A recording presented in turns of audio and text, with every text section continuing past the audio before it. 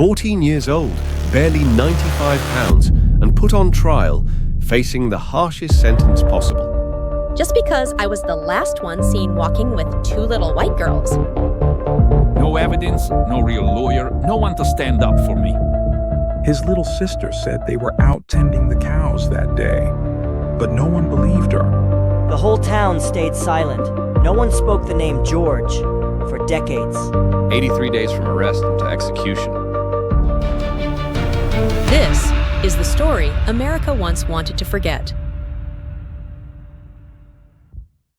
On the morning of March 23, 1944, in the small town of Alcolu, nestled among the pine forests and railroad tracks of South Carolina, no one could have predicted that a tragedy would unfold. One that, more than 70 years later, still leaves the nation stunned.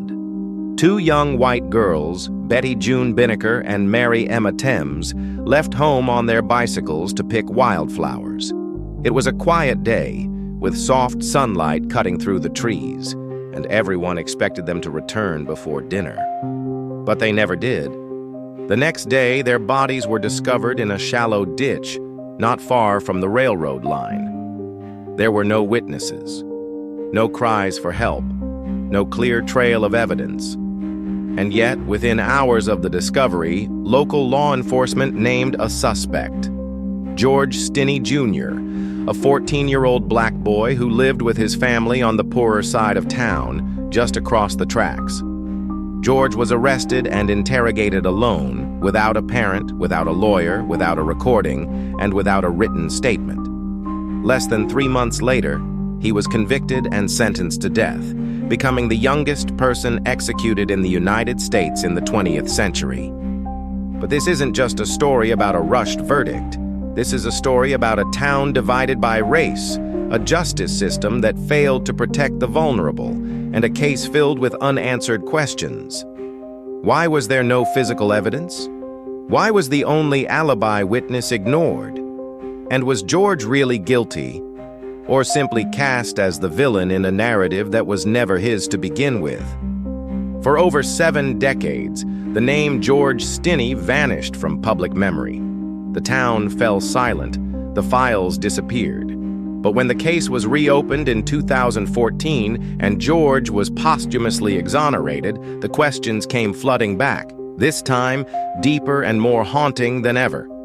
In this video, we'll unravel 7 of the darkest conspiracy theories that still surround this case, from the identity of a possible real suspect to the disturbing irregularities in the legal process.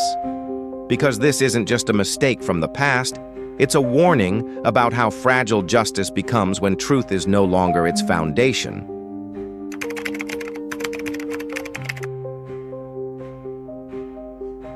Sometimes, people aren't judged for who they are, but for how convenient they are to blame. From the earliest moments of the investigation, suspicion fell almost immediately on George Stinney Jr., a 14-year-old black boy living with his family in a small wooden house just across the railroad tracks. The only reason he became a suspect was because someone claimed they had seen George talking to the 2 girls earlier that day when they asked him about where to find maypop fruit. That wasn't an accusation. It was a brief, innocent exchange between children. But in a town shaped by racial division, that was more than enough. What few people talked about at the time, however, was the rumor of another house, a house the 2 girls were reportedly seen near later that same day. That home belonged to a well-connected white family in Alcolu, and some later testimonies suggested the girls may have approached it, perhaps even been invited inside. But the police never pursued that lead. No one from the household was questioned. No timeline was officially documented. This gave rise to a chilling theory that the real perpetrator may have been a white resident, perhaps a teenager or adult from an influential family, and the deaths of the 2 girls were either an accident that needed to be covered up or a violent act that no one wanted to expose. When the tragedy became public, someone had to be held responsible, and George, a poor black child who happened to live nearby, became the most convenient target. One witness later shared that George didn't appear nervous or evasive when asked about the missing girls. In fact, he joined his father in helping search for them, which is not something you would expect from a guilty party. His behavior was calm, even cooperative, until the moment he was taken away. So why weren't alternative theories explored? Why did the investigation zero in so quickly and exclusively on George without looking deeper? The answer may lie in this. The town needed closure. Fast.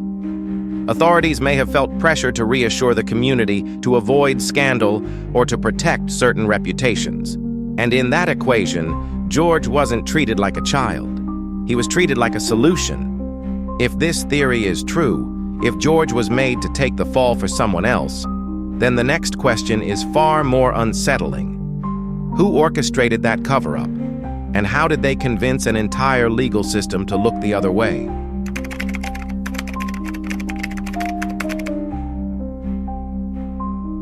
This wasn't just a missing file. It was quiet erasure, meant to stop anyone from asking questions. One of the most unsettling mysteries in the case of George Stinney Jr. doesn't lie at the crime scene.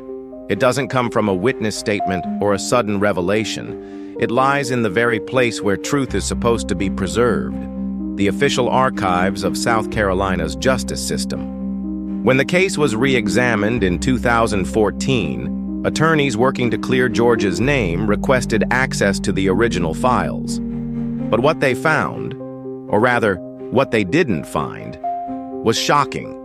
Almost all original documentation was gone. No interrogation transcripts, no official custody logs, no autopsy report from law enforcement, no signed confession, not even a proper case file. The only remaining evidence was a brief, handwritten summary of a supposed confession, written by a police officer with no signatures, no witnesses, and no confirmed date or time. That single piece of paper was the cornerstone of George's 1944 trial, and now it was all that remained in the official record. This raises a chilling question. How does a capital murder case involving a minor leave behind no trace of a proper legal record? Was it simply lost over time, or did someone intentionally wipe it clean to ensure this case could never be reopened? Legal experts involved in the 2014 hearing agreed. Even by the standards of the 1940s, this absence of documentation was deeply suspicious. Capital cases, especially those involving the death penalty, were expected to follow strict record-keeping protocols. So why didn't this one? One of the leading theories suggests that the investigation may never have followed proper legal procedures from the beginning. George, as a minor, should have had a guardian or lawyer present during questioning. If official documents had been filed, they could have revealed serious violations by law enforcement. To avoid that, perhaps no records were ever created, or they were destroyed after the fact. A darker theory proposes that after George's execution, someone made the deliberate choice to erase the paper trail altogether, effectively sealing the case from any future scrutiny. In a small town where law enforcement, local government, and judicial offices were often closely connected, such a cover-up could have happened quietly without ever drawing attention. If this is true, it means something more devastating than a wrongful conviction. It means George wasn't just sentenced to death. He was erased. No records to defend him. No trace to challenge the verdict. No accountability to pursue. Just silence, buried with time.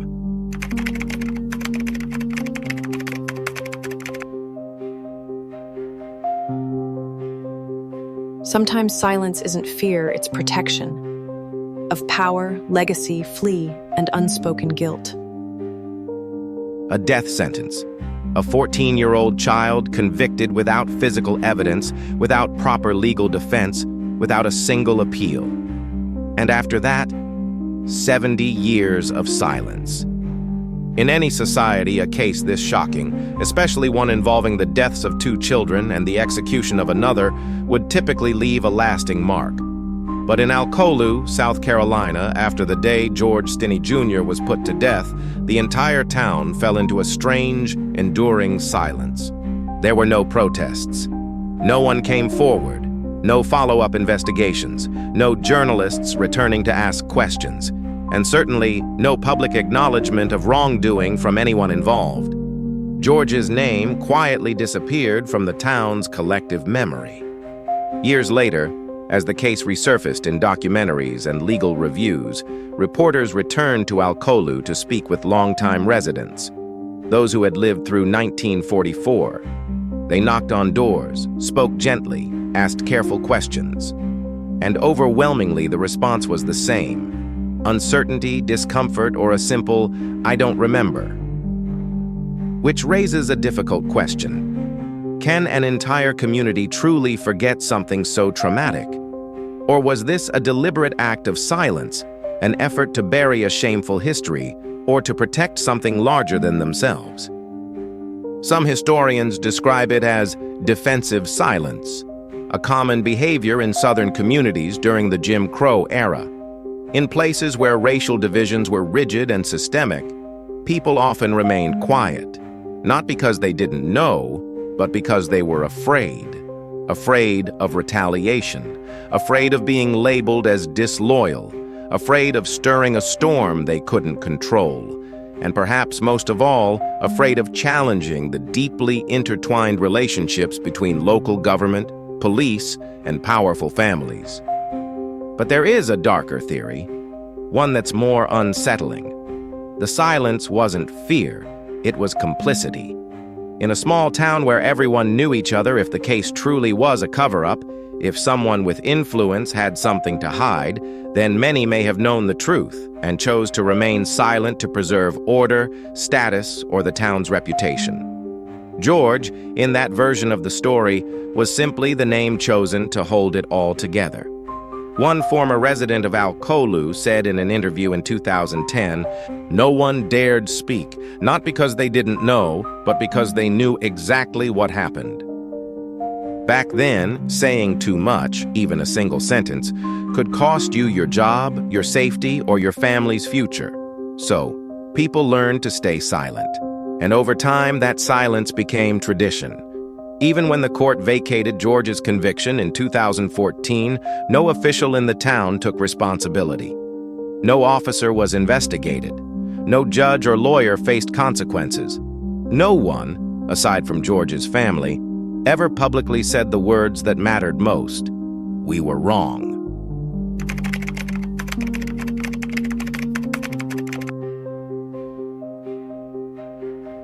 This wasn't justice. It was paperwork, processed around someone with no voice in the room. Perhaps the most haunting aspect of George Stinney Jr.'s case isn't the death sentence itself. It's the way that sentence was built. In a closed room, behind locked doors, with no one there to protect him, no one to witness a terrified child facing adults who wanted the case closed, fast. George was only 14 when police came to his house. He was playing with his younger sister. There was no warrant, no formal explanation to his parents.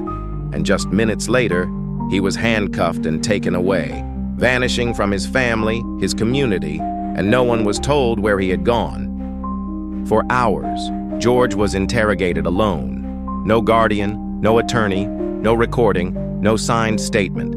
Everything that happened took place behind closed doors, with only George and the men in uniform inside. What was later presented in court was simply the word of a police officer, who claimed that George had confessed. But how did he confess? Was he threatened? Was he coerced? We don't know. And more importantly, no one was allowed to know. The court-appointed defense attorney, a man named Charles Plowden, did nothing to challenge this process. He did not object to the confession. He did not question the legality of interrogating a minor without representation. He did not call a single witness, and during the entire trial, he offered no defense. In any functioning legal system, a child would never be placed in that position. A confession taken from a minor without a guardian or lawyer present would be inadmissible. But in Alcolu in 1944, that confession didn't just stand. It became the foundation of the entire case. And perhaps that's when George's right to protection was stripped away, not by one person, but by the entire system around him. There's a detail that was overlooked for decades.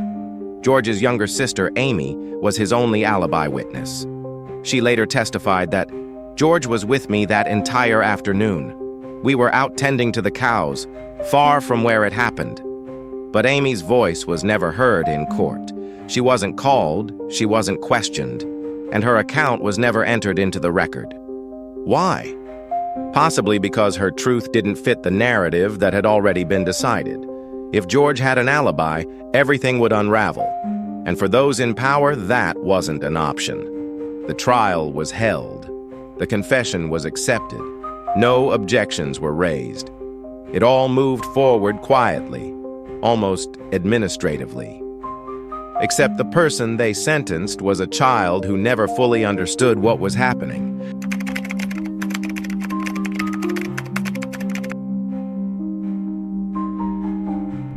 Justice wasn't late in this case. It was never invited, never welcomed, and never given a seat at the table.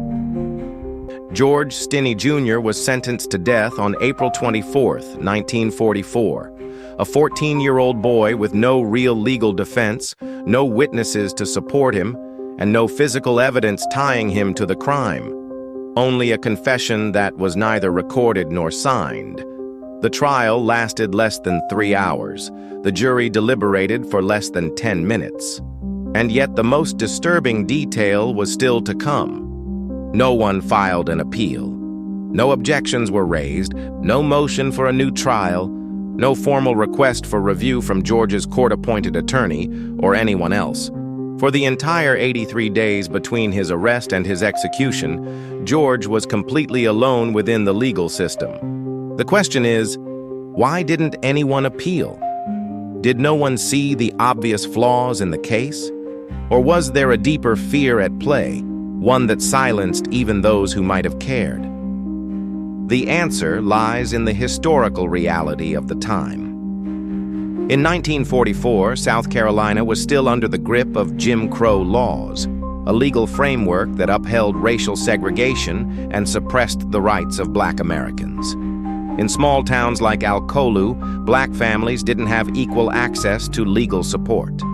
They had no reliable attorneys, no civil rights groups to back them, and most importantly, no real protection if they spoke out. Speaking up could mean losing your job, your home, your safety, or worse. George's family was warned. If they continued to protest, they would be in danger. After the trial, they were forced to flee the town. They lost their home, their community, and any remaining sense of security. The only thing they held on to was the truth, and a pain no one believed. Charles Plowden, the attorney assigned to defend George, never filed an appeal. And yet, he had every legal reason to do so. Lack of evidence, denial of a minor's rights, a rushed trial. But he didn't. One theory suggests that he wasn't incompetent. He was not allowed to act differently. In a small town, a lawyer's reputation depended on staying in good standing with the local majority. And the community had already decided. George was guilty. It's hard to imagine a child being sentenced to death without a single person trying to stop it. But in that moment, justice didn't belong to those who believed in truth. It belonged to those who held power and who knew how to keep quiet. No appeals, no intervention, no independent investigation before the day George walked into the execution chamber. Justice wasn't late in this case. It was never invited.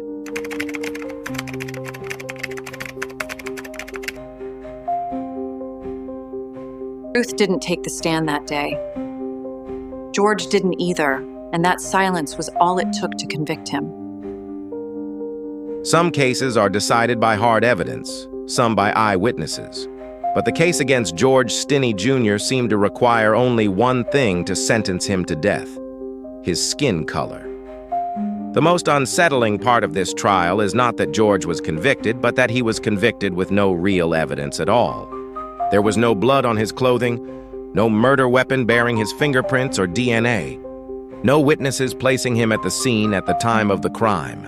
No one saw him carrying the alleged 15-inch iron rod used to attack the two girls. And despite the crime scene being just a few hundred feet from his home, no one reported hearing screams or signs of a struggle.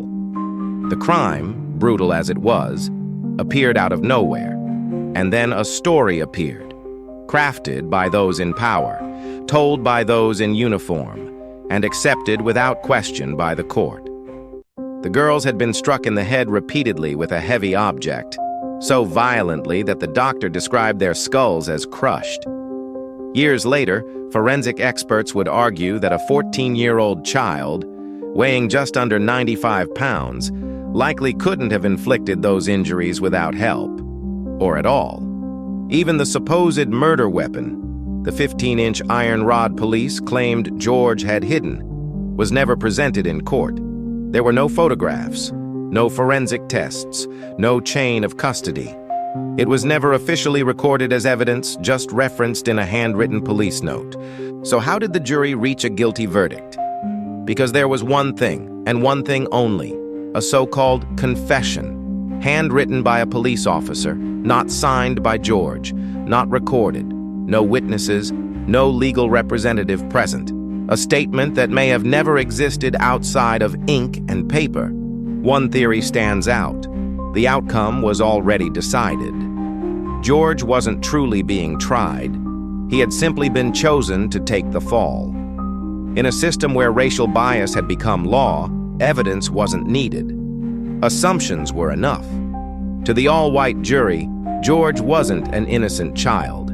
He was the embodiment of fear, a fear built from decades of segregation, whispered rumors, and deep-rooted prejudice. And once that fear took hold, any version of events that confirmed it was embraced, no matter how baseless. Truth didn't take the stand that day. George didn't either. What entered that courtroom was a story, told by those with power, believed by those unwilling to question, and upheld by a system with no room for dissent.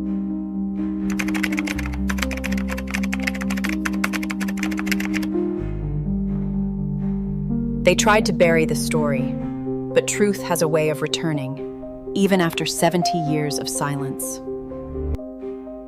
On the morning of June 16, 1944, George Stinney Jr. was led into the execution chamber at South Carolina State Penitentiary, holding a small Bible under his arm. He was only 14 years old, just under 5 feet tall, weighing a mere 95 pounds. The striped uniform he wore was far too large, designed for an adult, but there was nothing else.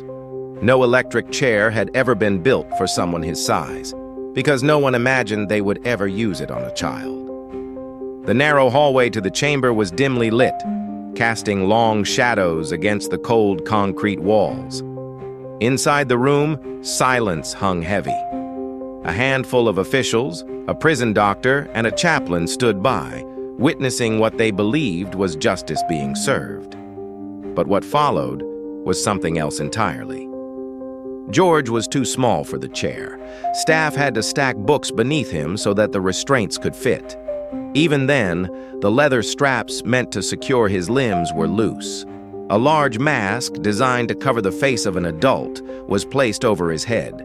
But when the first surge of 2,400 volts hit, it slipped off, revealing the face of a boy whose eyes were wide, tearful, and afraid. Foam spilled from his mouth, his body jolted, and still no one spoke. No one wept. No one asked if this was right. When asked if he had any last words, George replied quietly, "No, sir." Not because he had nothing to say, but because he had already said everything he could. "I didn't do it." And no one had listened. The second jolt came, then a third. Moments later, George was declared dead. From the day of his arrest to the moment he died, only 83 days had passed. Less than 3 months for the state to charge, try, convict, and execute a 14-year-old boy, a child. There was no public funeral, no obituary, just a small grave, and a family forced to leave their home in silence. But the truth, no matter how long it takes, does not stay buried forever. Nearly 7 decades later, George's story returned. Not as a forgotten name in a case file, but as a symbol of a system that had failed. And this time, people did listen. Because justice, real justice, has no expiration date. George Stinney Jr. was not a criminal. He was a child caught in the machinery of injustice, a machinery driven by fear, fueled by prejudice, and protected by silence. His case wasn't a singular mistake.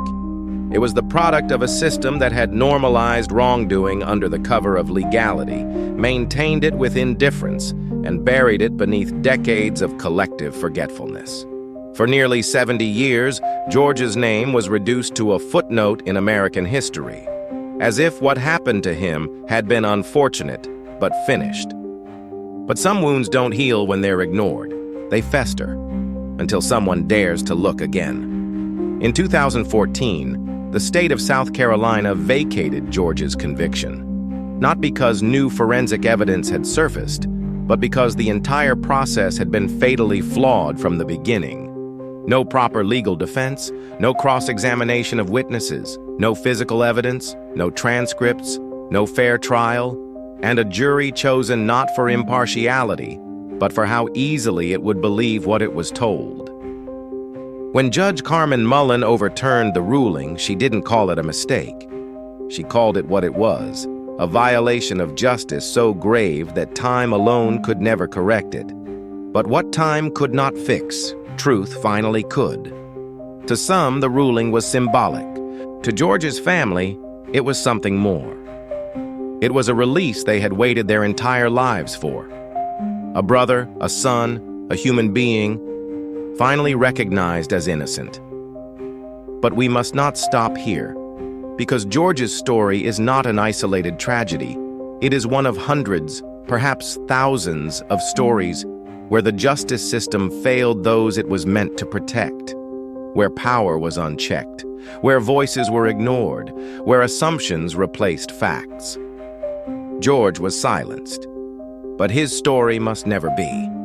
It must be told, not to reopen old wounds, but to ensure that no generation forgets what can happen when fear governs verdicts, when race dictates guilt, and when those in power are never questioned.